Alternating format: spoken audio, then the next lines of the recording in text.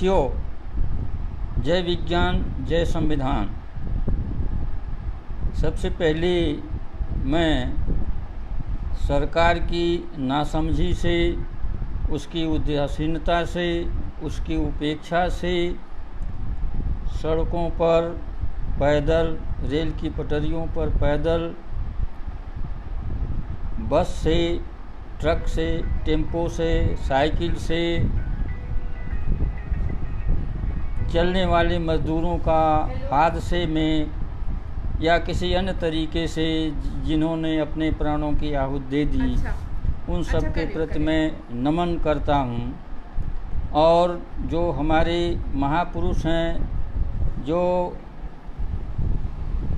हमारी महानायिकाएँ हैं, जिन्होंने हमें जीने का रास्ता दिखाया, उन सब को मैं नमन करता हूँ।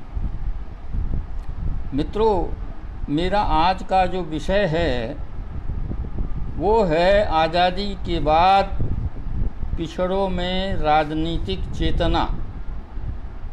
आप सब भली भांति परिचित हैं कि आज़ादी के पहले हमारे पिछड़े वर्ग के लोग चेतना से शून्य नहीं थे। उन सब की भागीदारी आज़ादी की लड़ाई में थी, लेकिन नेतृत्व उनका नहीं था, नेतृत्व सवर्णों का था। वे उनके पीछे पीछे चलते थे, सारी मेहनत वो करते थे और उसका श्रेय जो है सवर्ण नेतृत्व लेता था। और आज़ादी के पहले जो दल गठित हुए थे उसमें से 1885 में गठित इंडियन नेशनल कांग्रेस, 1921 में गठित कम्युनिस्ट पार्टी और 1922 में गठित हिंदू महासभा, ये दल थे। इन सब में से हमारे ओबीसी के लोगों का जो जुड़ाव था वो इंडियन नेशनल कांग्रेस के साथ था। आज़ादी के पहले जो राजनीतिक धाराएं थीं, उनमें एक धारा तो मोहनचंद करमचंद गांधी की थी, जो उदार हिंदुत्व के प्रतीक थे। दूसरी धारा कम्युनिस्टों की थी, जो मार्क्स के वर्ग संघर्ष के सिद्धांत पर यहाँ राजनीति करना चाहते थे। आर्थिक मुद्दा उनके लिए बहुत ही महत्वपूर्ण था। जो यहाँ की सामाजिक संरचना थी, जी यहाँ पर जो जातिगत भेदभाव था, ऊंच नीच का भेदभाव था, जो अस्पृश्यता थी, इस पर उनका ध्यान नहीं था। वो समझते थे कि जब आर्थिक समानता आ जाएगी, बराबरी आ जाएगी, तो ये समस्याएं अपने आप हल हो जाएंगी। इसके अलावा तीसरी धारा हिंदुत्व की थी। हिंदुत्व की धारा के दो प्रतीक थे। एक तो थे वीर सावरकर, जो हिंदुत्व को सबसे पहले प्रयोग करने वाले थे, उसकी व्याख्या करने वाले थे। हिंदुत्व नाम की किताब उन्होंने जो लिखी थी, वे आर्यों को राजनीति की धारा थी आज़ादी के पहले। उसमें डॉक्टर अंबेडकर जैसे लोग थे जो सामाजिक समानता को राजनीतिक आज़ादी से ज़्यादा महत्व देते थे। उनके लिए सबसे महत्वपूर्ण बात थी सामाजिक आज़ादी। हेलो, वो व्यवधान आ गया था। तो ये आज़ादी के पहले की पृष्ठभूमि थी। ये जो भिन्न करंट्स चल रही थी आज़ादी के समय में, तो वो एक गांधी जी की करंट हो गई, एक डॉक्टर अंबेडकर की करंट हो गई, एक जो हिंदुत्ववादियों की करंट हो गई। इस तरह से ये चल रहा था। तो हमारे जो पिछड़े वर्ग के लोग थे वे ज़्यादातर, जैसा मैंने पहले कहा, कांग्रेस के साथ जुड़े हुए थे। लेकिन कांग्रेस में जो नेतृत्व था वो पिछड़ों को एक वोट बैंक के रूप में स्वीकार नहीं करता था, उनको महत्व नहीं देता था। उसके लिए जो शेड्यूल कास्ट के लोग थे, जो ब्राह्मण्स थे, जो औरतें थीं, वही जो है उनके वोट बैंक थे, उन्हीं के ऊपर राजनीति करते थे और वो पिछड़े वर्गों की उपेक्षा करते थे। तो इस पिछड़े वर्गों की जो उपेक्षा थी आज़ादी के पहले भी, इसके प्रति विद्रोह की भावना पिछड़ों में थी। आप जब तमिलनाडु के ऊपर जाएंगे तो आप देखेंगे कि वहाँ नवंबर 1916 में ये जो ब्राह्मण लोग थे, वो 3% जिनकी आबादी थी, उनका सरकारी सेवाओं में जहाँ पर भारतीयों को अवसर दिया जाता था उनका ही वर्चस्व था। चाहे वो जुडिशरी हो, चाहे वो एग्जीक्यूटिव हो, हर जगह उनका वर्चस्व था। तो इसके विरोध में 1916 में जो निर्णय लिया गया जस्टिस पार्टी बनाने का, और उसमें 3 लोग प्रमुख थे, वो थे CN मुदालियार, TM नैयर और P त्यागराज चेट्टी। इन्होंने पार्टी गठित की। 1920 में वहाँ मद्रास प्रेसिडेंसी में चुनाव हुआ, ये वहाँ पर बहुमत में जीत करके आए, और 1937 तक इन्होंने 4 बार अपनी वहाँ पर सरकार बनाई, अपनी गवर्नमेंट बनाई। लेकिन 1937 में वो लोग हार गए। उसके बाद उनका मनोबल टूट गया और उस वक्त तक उनकी लीडरशिप पेरियार के हाथों में आ गई थी। तो पेरियार ने 1944 में जस्टिस पार्टी को छोड़ दिया और द्रविड़ कसगम बनाई, और उसमें उन्होंने कहा कि हम राजनीति में हिस्सा नहीं लेंगे। जिन लोगों ने उनसे असहमत जताई और 1952 के चुनाव में हिस्सा लिया, वो लोग बुरी तरह से पराजित हुए। लेकिन द्रविड़ कसगम का जो पेरियार के नेतृत्व में मूवमेंट था वो चलता रहा।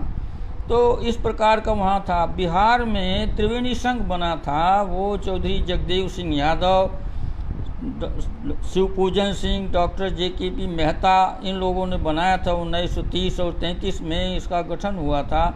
तो कांग्रेस में लोग टिकट मांग रहे थे, कांग्रेस में इनको टिकट मिला नहीं। 3 लोगों ने भी बगावत की, चुनाव लड़े, लेकिन चुनाव में इनको कोई सफलता नहीं मिली। उत्तर प्रदेश में शोषित संघ का गठन हुआ। शोषित संघ के 3 लीडर थे, द्वारिका प्रसाद मौर्य थे, लक्ष्मी शंकर यादव थे और उदयवीर सिंह थे, आगरा के थे, जाटो बिरादरी के थे, वकील थे। इन 3 लोगों ने बनाया। लेकिन ये शोषित संघ भी 1952 का चुनाव लड़ा और वो पराजित हुआ। इसके बाद ये भी ख़त्म हो गया। लक्ष्मी शंकर जी कांग्रेस में चले गए, द्वारिका प्रसाद जी भी कांग्रेस में चले गए। बारी बारी से पार्लियामेंट्री सेक्रेटरी रहे। लक्ष्मी शंकर यादव तो कॉन्स्टिट्यूंट असेंबली के भी मेंबर रहे। तो एक तरह से कांग्रेस के अंदर जो पिछड़े वर्ग के लोग काम कर रहे थे, उनमें यह सुगबुगाहट थी कि उनको उनकी आबादी के अनुपात में टिकट नहीं मिलता है। तो ये तो आज़ादी मिलने के बाद 1950 के बाद 51 और 52 में जो चुनाव हुआ, उसमें इनकी बुरी तरह से उपेक्षा की गई। तो इस उपेक्षा से वो प्रताड़ित तो थे, लेकिन उनके बीच में कोई ऐसा नेतृत्व तो नहीं आया जो इसको राजनीतिक रूप से जो है आगे ले जाता और कोई पार्टी का या दल का जो है वो गठन करता। लेकिन 1967 में एक ऐसी स्थिति आई कि राजनीतिक समीकरण सारे बदल गए। उत्तर भारत में करीब करीब सभी स्टेट से कांग्रेस को बहुत बड़ा झटका लगा। उत्तर प्रदेश में सत्ता परिवर्तन हुआ, बिहार में सत्ता परिवर्तन हुआ, मध्य प्रदेश में सत्ता परिवर्तन हुआ, हरियाणा में सत्ता परिवर्तन हुआ, पंजाब में सत्ता परिवर्तन हुआ, राजस्थान में सत्ता परिवर्तन, इस तरह से सत्ता परिवर्तन होता रहा। और मैं इसमें केवल उत्तर प्रदेश का और बिहार का उदाहरण लूँगा कि इन पिछड़ों में राजनीतिक चेतना कैसे आई। राजनीतिक चेतना का मतलब ये होता है कि अपने वर्ग की पहचान हो, वर्गीय हित की पहचान हो, वर्गीय वंचनाओं की पहचान हो, वर्गीय वर्जनाओं की पहचान हो, उनके निराकरण का उपाय हो, सत्ता के शीर्ष पर पहुंचने का प्रयास हो, सत्ता के शीर्ष पर अगर ना पहुंचे तो सत्ता को नियंत्रित करने की जो है वो योजना होनी चाहिए। ये राजनीतिक चेतना का मतलब होता है। तो 1967 में उत्तर प्रदेश में CB गुप्ता के नेतृत्व में सरकार बनी।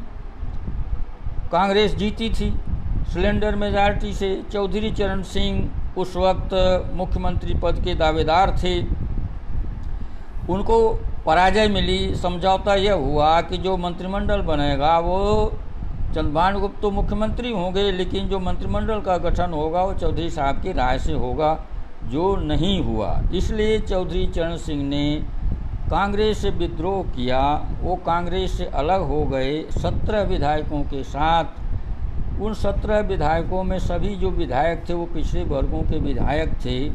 हमारे जौनपुर जनपद के भी एक यादव जी थे, विधायक थे, वो भी उसी में शामिल हुए थे। जन कांग्रेस उन्होंने बनाई और उस वक्त डॉक्टर लोहिया का दीनदयाल उपाध्याय से मिल करके एक गैर कांग्रेसवाद का माहौल बना हुआ था, गैर कांग्रेसवाद की राजनीति चल रही थी। उसी गैर कांग्रेस के तहत यहाँ पर संयुक्त विधायक दल का गठन हुआ था, जिसके नेता रामचंद्र विकल जी थे। जब चौधरी चरण सिंह कांग्रेस छोड़कर के अलग हो गए, जन कांग्रेस बनाई, तो संयुक्त विधायक दल के नेताओं ने और रामचंद्र जी विकल जो उसके नेता थे, चौधरी साहब अगर न मुख्यमंत्री होते, अलग हुए होते तो वही मुख्यमंत्री होते प्रदेश के, उन्होंने कहा कि मेरे बड़े भाई आ गए हैं, अब मैं इनको सिंहासन सौंपता हूँ। तो चौधरी चरण सिंह जो है वो मुख्यमंत्री बन गए। 1967 का ये जो समय था, इस वक्त जो जीत करके आए विधायक थे, उन विधायकों को चौधरी साहब ने कैबिनेट का रैंक का मंत्री बनाया। उत्तर प्रदेश के इतिहास में 67 की पहले पिछड़े वर्ग का कोई भी आदमी कैबिनेट रैंक का मिनिस्टर नहीं हुआ था। पार्लियामेंट्री सेक्रेटरी एक आध दो हुए थे और एक जो है डिप्टी मिनिस्टर हुए थे, बाकी कैबिनेट रैंक का मिनिस्टर कोई नहीं था। तो जयराम वर्मा, श्यामलाल यादव, शिवराज सिंह, उदित नारायण शर्मा, ये तमाम सारे लोग जो है वो कैबिनेट रैंक के मंत्री बने। लेकिन ये सरकार चौधरी चरण सिंह के नेतृत्व में जो बनी थी वो बहुत चिरस्थायी नहीं हुई, वो 7-8 महीने में ही धराशायी हो गई। चौधरी साहब मेरठ गए थे, वहाँ से उन्होंने इस्तीफा दे दिया और राष्ट्रपति शासन लागू हो गया। इसके बाद फिर 1969 में चुनाव हुआ। चौधरी साहब ने भारतीय क्रांति दल का गठन कर लिया था और भारतीय क्रांति दल को जो है तमाम सारे पिछड़े वर्ग के लोगों का, चाहे वो यादव हो, चाहे वो कुर्मी हो, चाहे वो जाट हो, चाहे वो निषाद हो, चाहे वो गंडरिया हो, मल्ला हो, सब का उनको साथ मिला। और जो अन्य दल थे, जैसे उसमें जनसंघ था, जनसंघ का 67 में 98 विधायक आए थे, उनकी संख्या आधी हो गई। कम्युनिस्ट पार्टी की भी 1/4 हो गई और समाजवादी पार्टी जो थी उस वक्त संयुक्त संसोपा शायद थी, तो संसोपा के विधायकों की संख्या में तो कोई बड़ा फर्क पड़ा नहीं, क्योंकि वो भारतीय क्रांति दल के साथ जुड़ गए थे। तो इसके बाद फिर 1969 में कांग्रेस का विभाजन हुआ। कांग्रेस के विभाजन, संगठन कांग्रेस और इंदिरा कांग्रेस में जो विभाजन हुआ था, उसमें चौधरी चरण सिंह इंदिरा कांग्रेस के साथ जुड़ गए और वो फिर 1970 में मुख्यमंत्री बने। उस वक्त उत्तर प्रदेश में एक ये प्रस्ताव आया कि इंडिकेट में भारतीय क्रांति दल का विलय हो जाए। हम लोगों को ये पसंद नहीं था। हम लोगों की सोच ये थी कि जो पिछड़े वर्गों में राजनीतिक चेतना जागृत हुई है, वो राजनीतिक चेतना अगर कांग्रेस में मिल गए तो वो विलीन हो जाएगी। इसलिए हम लोगों ने उनका विरोध किया। चौधरी साहब का रणनीति के तहत जब उनका सम्मेलन हो रहा था तब विरोध किया, तो चौधरी साहब भावुक होकर अंत में उन्होंने कहा कि नहीं, जो जनता चाहती मैं वही करूँगा। वो विलय टल गया। तो इंडिकेट में इनका मर्जर नहीं हुआ और वो 70 के अंत तक, जो दिसंबर या नवंबर तक मुख्यमंत्री रहे। इसके बाद कमलापति जी आए, फिर कांग्रेस की सरकार बनती रही। तो ये बात तो है 1970, 71, 72 तक की उत्तर प्रदेश की मैं बता रहा हूँ। इसके बाद 1974 में फिर एक प्रयास हुआ अखिल भारतीय दल बनाने का, जिसमें पिछड़ों का प्रभुत्व हो। तो चौधरी साहब के नेतृत्व में उड़ीसा से बीजू पटनायक, राजस्थान के कुंभाराम आर्य, हरियाणा के चौधरी देवीलाल और उधर सहयोग कर रहे थे प्रकाश सिंह बादल, उत्तर प्रदेश के लोग और बिहार के लोग, सब लोगों ने मिल करके भारतीय क्रांति दल के बदले भारतीय लोक दल का गठन किया। इसी बीच में 1974 में गुजरात में छात्रों का आंदोलन हुआ चिमन भाई पटेल के खिलाफ, और गुजरात के नवनिर्माण की वहाँ पर मांग उठी, और नेतृत्व को संभाला बिहार से जेपी ने। वो जेपी मूवमेंट शुरू हुआ। जेपी मूवमेंट शुरू होने से पहले 1974 में इतना बड़ा आक्रोश था इंदिरा गांधी की सरकार के प्रति कि उनके बहुत ही वरिष्ठ साथी सेठ गोविंद दास को हरा करके जबलपुर से शरद यादव जो इंजीनियरिंग के छात्र थे, युवा थे, उन्होंने उनको पराजित किया और वो लोकसभा के सदस्य हो गए। जेपी मूवमेंट में सारी पार्टियां जो है उसका समर्थन कर रही थी। उसमें जनसंघ भी थी, उसमें भारतीय लोकदल भी था, उसमें अन्य दल भी थे। एक दल जो बिहार में था, अब वो मैं पीछे जाऊंगा तो 1967 में बिहार में महामाया प्रसाद सिन्हा की सरकार बनी थी। उस सरकार में कर्पूरी ठाकुर उप मुख्यमंत्री थे। उस सरकार में विरोधाभास था, वो सरकार गिरी तो बीपी मंडल और जगदेव प्रसाद कुशवाहा ने शोषित दल का गठन किया था, और उन लोगों ने सत्ता में भागीदारी का जो है वो फैसला किया और मुख्यमंत्री बनने का, अपनी सरकार बनाने का उन्होंने निर्णय लिया। लेकिन कोई टेक्निकल दिक्कत थी और डॉक्टर लोहिया की सहमति भी नहीं थी, इसलिए बीपी मंडल को तत्काल मुख्यमंत्री पद की शपथ नहीं दिलाई गई। तो सतीश प्रसाद सिंह कुशवाहा 3 दिन के लिए मुख्यमंत्री वहाँ पर बने। 3 दिन के बाद उन्होंने इस्तीफा दिया और बीपी मंडल मुख्यमंत्री बने। लेकिन बीपी मंडल की प्रति जो सवर्ण लोग थे उनकी नाराजगी हुई तो उनको हटाया गया और रामसुंदर दास मुख्यमंत्री बने। ये सिनेरियो है लालू प्रसाद। हेलो, तो क्षमा चाहेंगे कि बीच बीच में नेटवर्क साथ छोड़ देता है। तो वो जो मैं जेपी मूवमेंट की बात कर रहा था और बिहार से मैंने उसको कनेक्ट करने की कोशिश की, तो वो जगदेव बाबू ने जो वहाँ पर शोषित दल बनाया था उसमें भी उनका जो है बीपी मंडल जी से तालमेल नहीं हुआ, वो दोनों की धाराएं अलग अलग हो गई। जब जेपी मूवमेंट चला तो जगदेव बाबू ने एक अलग स्टैंड ले लिया। वो स्टैंड क्या था? उनका नारा तो आप लोग जानते ही होंगे कि 100 में 90 शोषित हैं, 90 भाग हमारा है, 10 का शासन 90 पर नहीं चलेगा, नहीं चलेगा। तो वो न जेपी के साथ थे न इंदिरा के साथ थे। जेपी के साथ इसलिए नहीं थे कि उसमें संघ के लोग घुसे हुए थे, उसमें जनसंघ के लोग घुसे हुए थे और वो वहाँ का जो सामंतवादी तबका था वो उसमें हावी था, इसलिए उन्होंने उनका साथ नहीं दिया, जेपी मूवमेंट का, जेपी का साथ नहीं दिया। इंदिरा गांधी के भी साथ उन्होंने नहीं दिया कि इंदिरा गांधी में भी समस्या वही थी कि उसमें भी सवर्णों का ही राज था। इंदिरा गांधी ये चाहती थी जगदेव बाबू उनका समर्थन करें, लेकिन उन्होंने नहीं किया। जगदेव बाबू के साथ षड्यंत्र हुआ। कुर्था प्रखंड में वो एक आंदोलन का नेतृत्व कर रहे थे और जब वो भाषण दे रहे थे तो उनको जो है पुलिस ने गोली मार दी और उनकी बड़ी दुर्गति हुई, वो शहीद हुए और उनकी लाश गायब करने की कोशिश की गई, लेकिन शायद उस वक्त बाबू राम लखन सिंह के हस्तक्षेप के कारण वो लाश वापस आई, उसका दाह संस्कार हुआ। तो एक राजनीतिक चेतना जो बिहार में चल रही थी, पिछड़ों का सशक्त नेतृत्व तो जगदेव बाबू कर रहे थे और ये सामंतवादियों को पसंद नहीं था, इसलिए उन्होंने षड्यंत्र करके भूमिहारों ने उनकी हत्या करा दी। तो ये जेपी मूवमेंट के साथ साथ कुछ पिछड़े वर्गों के नौजवान जो है वो राजनीति में आगे आए। शरद यादव का मैंने नाम आपको लिया, उसी तरह से लालू प्रसाद यादव, नीतीश कुमार, सुशील मोदी, रविशंकर प्रसाद, ये तमाम सारे लोग जो है वो निकल कर के आए। लेकिन इसमें से सुशील मोदी और रविशंकर तो वो चले गए जनसंघ वाले धड़े में, और ये लालू जी और ये लोग जो है वो उधर नहीं गए। इनका जुड़ाव चौधरी चरण सिंह से, कर्पूरी ठाकुर से रहा।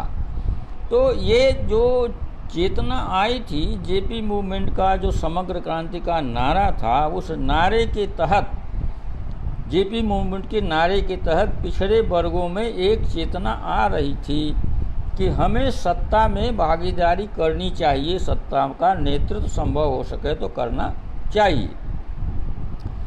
इसी बीच जब ये जेपी मूवमेंट का आंदोलन चल ही रहा था, इंदिरा गांधी का जो केस था हाई कोर्ट में, वो इंदिरा गांधी राजनारायण सिंह के पिटीशन के आधार पर पराजित हो गई, क्योंकि उन्होंने अपने एक अधिकारी यशपाल कपूर को जो अपना एजेंट बना दिया था, जिनका इस्तीफा मंजूर नहीं हुआ था। इसी आधार पर सिन्हा जी एक जज थे, उन्होंने उनके इलेक्शन को नल एंड वाइड घोषित कर दिया। और इससे वो बड़ी बेचैनी हो गई कि अब इंदिरा गांधी प्रधानमंत्री रह सकती कि नहीं रह सकती हैं। तो उन्होंने 25 जनवरी 1975 को आपातकाल की घोषणा कर दी और रातों रात जितने नेता थे वो सारे नेता जो है जेलों में डाल दिए गए।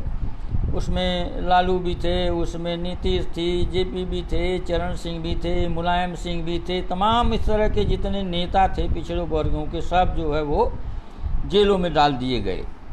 जेल में उनका करीब 19 महीने का टाइम लग गया कि 19 महीने तक वो जेल में रहे। लेकिन इस जेल के रहने की अवधि के दरमियान उन सब लोगों ने ये फैसला किया कि इंदिरा गांधी की तानाशाही का मुकाबला करने के लिए हमें विभिन्न दलों को एक साथ आना होगा। तब जो है भारतीय लोकदल, जनसंघ और कांग्रेस संगठन एस निजलिंगप्पा के शायद नेतृत्व में चल रहा था, चंद्रभान गुप्ता वगैरह सब उसी में थे उत्तर प्रदेश के। तो इन सब लोगों ने, स्वतंत्र पार्टी थी, इन सब लोगों ने फैसला किया कि हमको एक साथ आना चाहिए। और इसी क्रम में 1977 में जनता पार्टी बन गई। जनता पार्टी बन गई तो जनता पार्टी में जो 77 में चुनाव हुआ, उस चुनाव में उत्तर भारत में हरियाणा से लेकर के बिहार तक चौधरी साहब का प्रभाव था। और चौधरी साहब के प्रभाव के कारण यहाँ पर पिछड़े वर्गों के और कुछ दलित लोगों के प्रत्याशियों को टिकट दिए गए और वो जीते, क्योंकि उत्तर भारत में कांग्रेस लगभग 0 हो गई थी। पार्लियामेंट के चुनाव में कांग्रेस लगभग 0 हो गई थी। लेकिन दक्षिण भारत में ताजुब यह है कि दक्षिण भारत में कांग्रेस की वो दुर्गति नहीं हुई थी। लेकिन कांग्रेस सत्ता में आने के लायक नहीं थी। इंदिरा गांधी भी चुनाव हार गई थी। तो इस परिस्थिति में जनता पार्टी की विजय हुई। जनता पार्टी के 1977 में सरकार बनी। सरकार में जनता पार्टी के जब वो घोषणा पत्र जारी हुआ था, राजनीतिक चेतना के बारे में पिछड़ों के मैं आपको याद दिला रहा हूँ कि तब जनता पार्टी ने एक वायदा किया था अपने घोषणा पत्र में कि हम जब सत्ता में आएंगे, अगर पार्टी सत्ता में आएगी तो काका कालेलकर आयोग की रिपोर्ट लागू की जाएगी।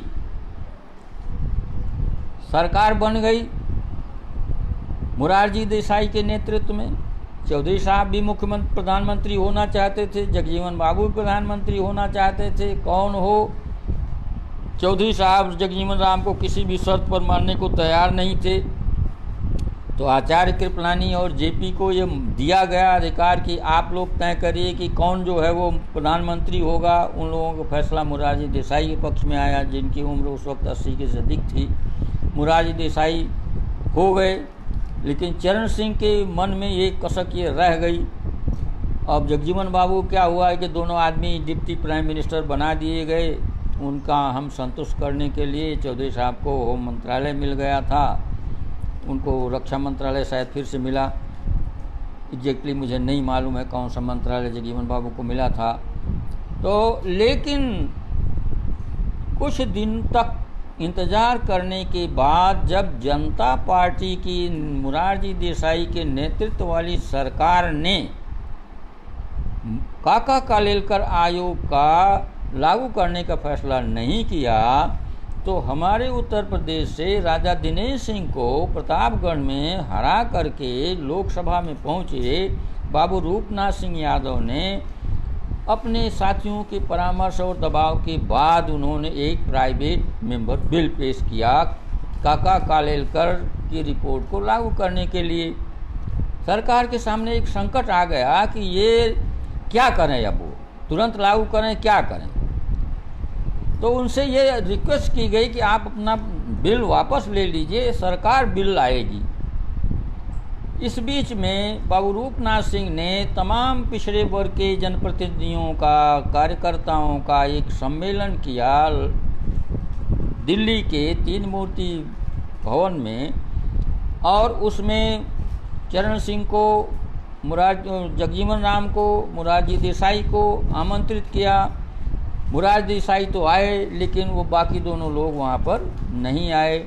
मोरारजी देसाई ने अपने संबोधन में कहा कि काका कालेलकर की रिपोर्ट बहुत पुरानी हो गई है, परिस्थितियाँ बहुत बदल गई हैं, पिछड़ों की स्थिति के आकलन के लिए, उसकी जानकारी के लिए एक नए आयोग का गठन होना चाहिए। यह उनका प्रस्ताव वहाँ सर्वसम्मति से पारित हो गया और इसके फलस्वरूप 1 जनवरी 1979 को मंडल आयोग की घोषणा हो गई। बीपी मंडल साहब के नेतृत्व में, जो बिहार के मुख्यमंत्री रह चुके थे, मंडल आयोग का गठन हुआ। लेकिन जुलाई 79 में ही मोरारजी देसाई सत्ता से हटा दिए गए। चौधरी चरण सिंह के नेतृत्व में एक नई सरकार जुलाई में ही बन गई थी। 29 जुलाई 28 जुलाई 1979 में एक नई सरकार बन गई। वो सरकार कभी भी पार्लियामेंट फेस नहीं कर सकी, क्योंकि वह सरकार बनी थी इंदिरा गांधी के सपोर्ट से और राजनारायण की उसमें मुख्य भूमिका थी।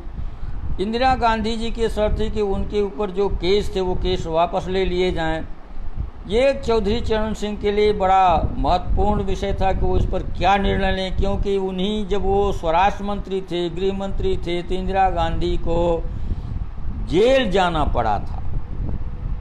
तो वो फैसला वो वापस नहीं लिए कि इंदिरा गांधी के खिलाफ जो सारे केसेज हैं उन केसेज को वापस लें, तो इंदिरा गांधी का समर्थन वापस हो गया और चौधरी साहब भी पार्लियामेंट फेस नहीं कर पाए। नीलम संजीवा रेड्डी उस वक्त जो है देश के राष्ट्रपति थे, उन्होंने चुनाव कराने के लिए जो है पार्लियामेंट को सस्पेंड कर दिया या भंग कर दिया और 1980 में वो चुनाव हो गया। 15 जनवरी 1980 को चौधरी साहब को प्रधानमंत्री पद छोड़ना पड़ा, इंदिरा गांधी सत्ता में आ गई।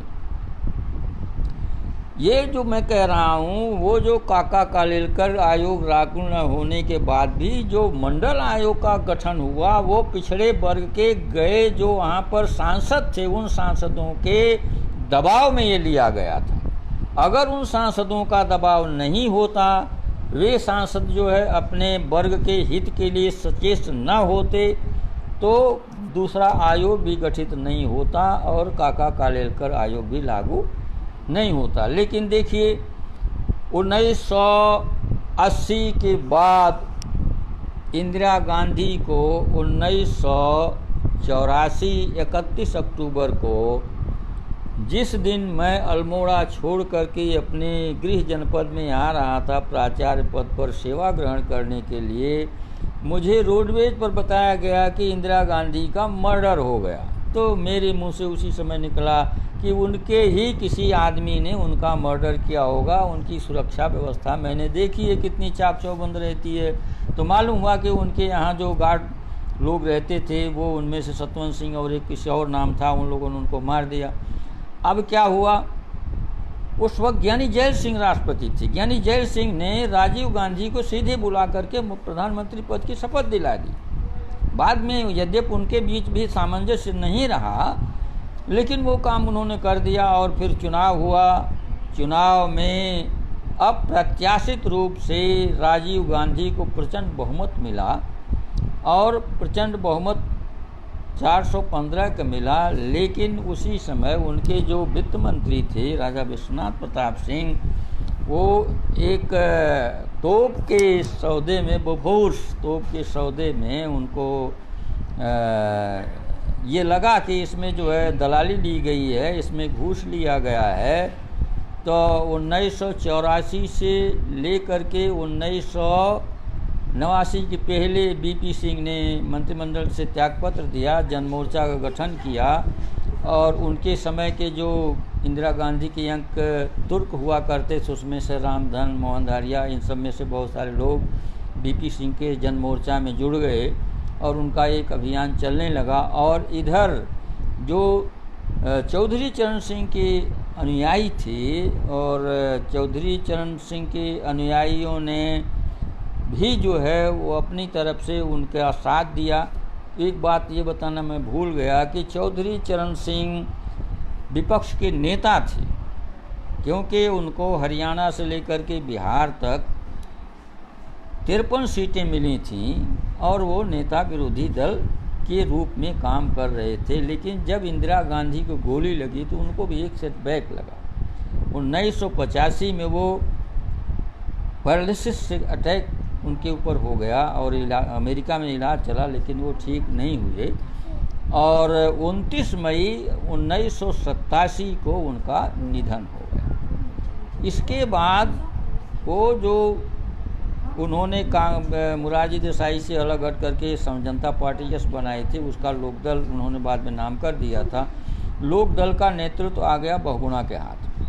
वहीं से उनमें डिसेंशन पैदा हुए, अजीत लोकदल अ और लोकदल ब। मुलायम सिंह वगैरह लोकदल ब के साथ रहे और सत्यपाल सिंह यादव वगैरह कुछ लोग थे जो अजीत सिंह के साथ रहे, लोकदल अ में रहे। इस तरह का विभाजन उस वक्त हुआ। कर्पूरी ठाकुर भी इसी तरह से लोकदल ब में ही शायद थे।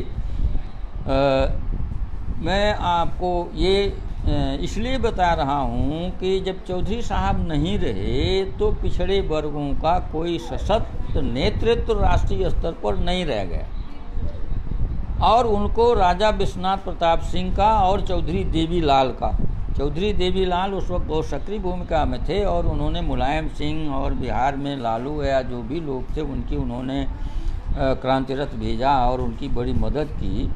तो उस वक्त जो है वो 1989 में 77 के बाद 12 साल में एक फिर परिवर्तन हुआ। जहां 77 में जनता पार्टी बनी थी, वहां पर जनमोर्चा और ये सब मिल करके फिर जनता दल बना। जनता दल में भी जो है वर्चस्व जो था वो पिछड़े वर्ग के सांसदों का था।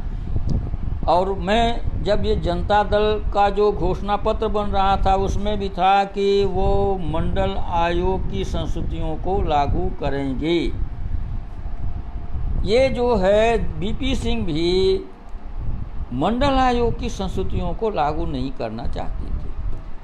देवीलाल का और उनका मतभेद हुआ, उन्होंने देवीलाल को अपनी कैबिनेट से बाहर कर दिया। तो 9 अगस्त 1990 को देवीलाल ने एक प्रदर्शन का आयोजन दिल्ली में किया कि हम इस निर्णय के खिलाफ जो है जनबल के साथ यहाँ पर दिल्ली में आएंगे। फिर क्या हुआ, इसी बीच में एक बैठक थी फिक्की हाउस में। चौधरी ब्रह्मप्रकाश जो दिल्ली जब स्टेट पहले थी, दिल्ली के प्रथम मुख्यमंत्री थे, नौजवान मुख्यमंत्री थे, 34 वर्ष की उम्र में मुख्यमंत्री हो गए थे, उन्होंने एक कॉन्फ्रेंस बुलाई थी। उस कॉन्फ्रेंस में चंद्रजीत यादव थे, दक्षिण भारत के डीके के नेता लोग थे और उसमें मान्यवर कांशीराम भी आए थे। मान्यवर कांशीराम एक बड़े हुजूम के साथ आए और अपना भाषण दिए और उसके बाद उसी हुजूम के साथ चले गए। वहाँ पर गवर्नमेंट के प्रतिनिधि के रूप में रामविलास पासवान आए थे। जब उनसे ये सवाल किया गया कि मंडल आयोग की संस्तुतियों को लागू करने के लिए आपकी गवर्नमेंट तैयार है या नहीं तैयार है, तो उन्होंने उस वक्त कहा कि हम लोग अभी एग्जामिन कर रहे हैं। प्रधानमंत्री ने संदेश भेजा है कि हम मंडल आयोग की संस्तुतियों को एग्जामिन कर रहे हैं और उसके बाद इसके लागू करने के बारे में फैसला करेंगे। लेकिन देवीलाल के 9 अगस्त के उस प्रदर्शन के परिप्रेक्ष्य में शरद यादव और रामविलास ने वीपी सिंह को